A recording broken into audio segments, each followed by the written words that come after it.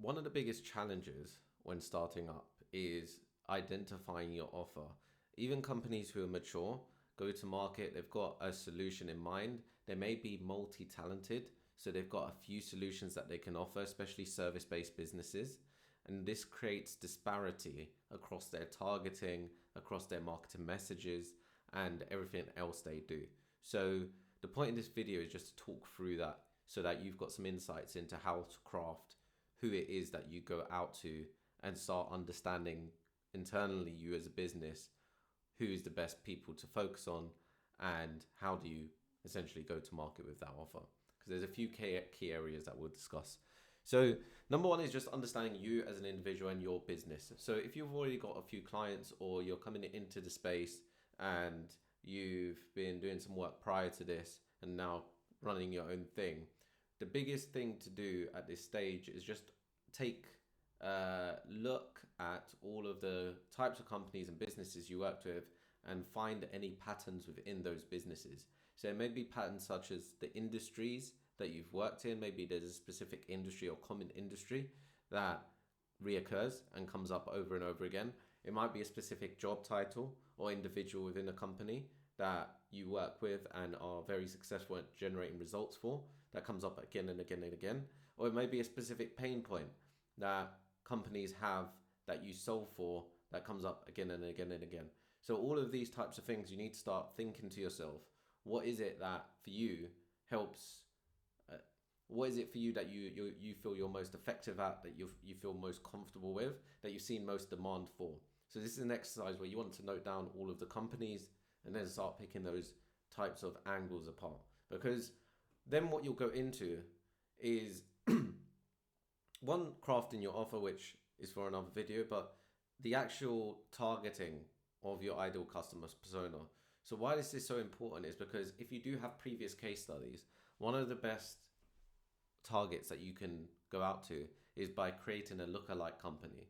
So essentially what this is going out to people who look exactly like that customer that you helped. So case in point, we worked with this data warehouse company.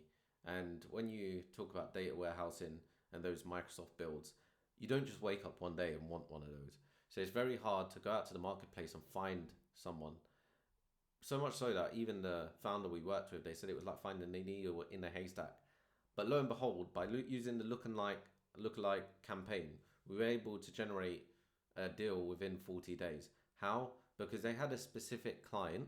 In this case, it was a marketing sports agency. And they were looking at dashboards and using dashboards to optimize their client experience. And that leads to retention, leads to growth. Now, that's one of the drivers that people make decisions on, right? Is it going to save me time? Is it going to make me money? Is it going to grab more market share? So now that we knew that, we used tools like Ocean.io and Clay. So you can check those out and use that to create a lookalike list. You can even now, I believe, just go into ChatGPT and it will do the research for you and just say, hey, I want to find companies that look exactly like this.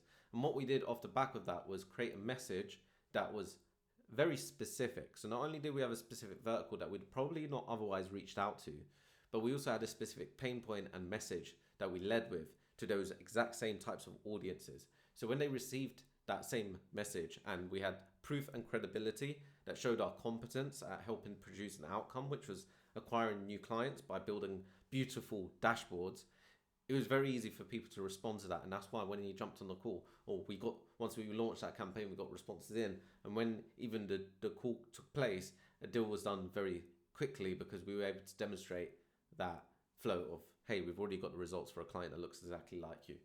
What more could you want, right?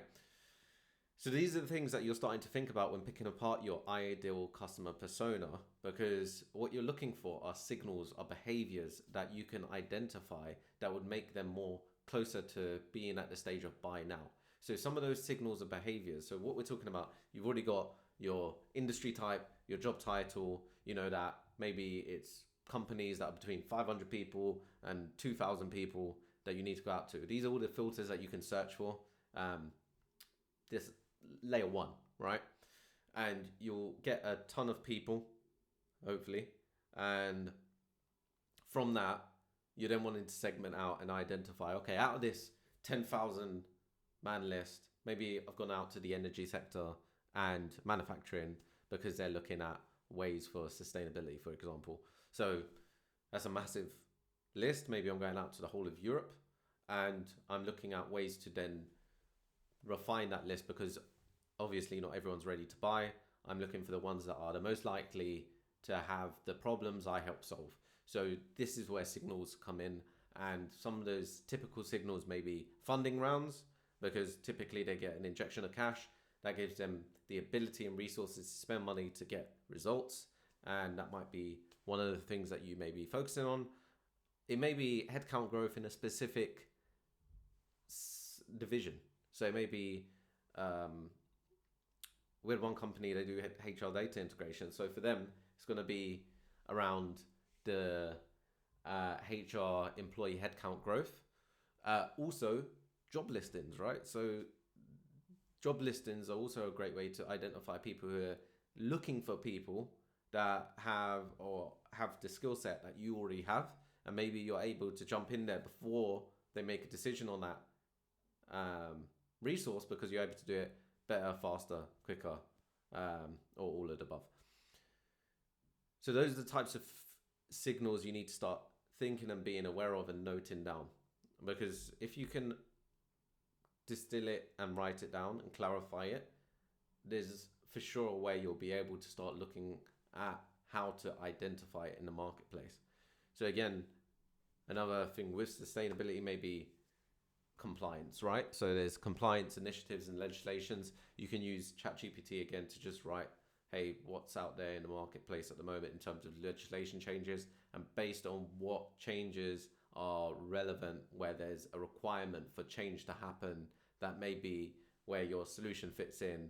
You're then able to go out to all of those businesses that new legislation that's just come out to has affected, and you actually become somewhat of a news source. Hey, did you know this? Because they might not all know it if it's a new rollout, or it may be something that's immediate. It needs action now, and they're behind and struggling. So that gives you a list. That gives you not only your core ideal customer persona, because you've identified who is it that is really that I really get strong results for, that really have an enjoyable experience with me, and then how do I identify those people who I can then go out to and then reach out and start messaging about the ways I can help them out. So that's kind of crafting your ideal customer persona. And there's a tool called Octave. If you type in Octave GTM, that helps you do a lot of this automatically and go through this. But I think it's always a good exercise for you to just start thinking about this, because I think that the power of your thoughts and your ability to question and come to the conclusions yourself allow you to then be more confident and assertive, which then helps something like Octave or ChatGPT give you back the results you want, because you're certain in your notions, and you're maybe using this to supplement with research and ideation, but then write it down yourself, and then from there you should have your stage 1 ICP ready to go, which is awesome. It means that you can now start crafting lists via Apollo, via Sales Navigator, and you can start crafting your messaging because you've got a well-defined idea and definition of who it is that you're reaching out to, what size company they are, what industries do they serve, what location are they in, and also what are the signals that indicate that they might be ready to buy. Cool.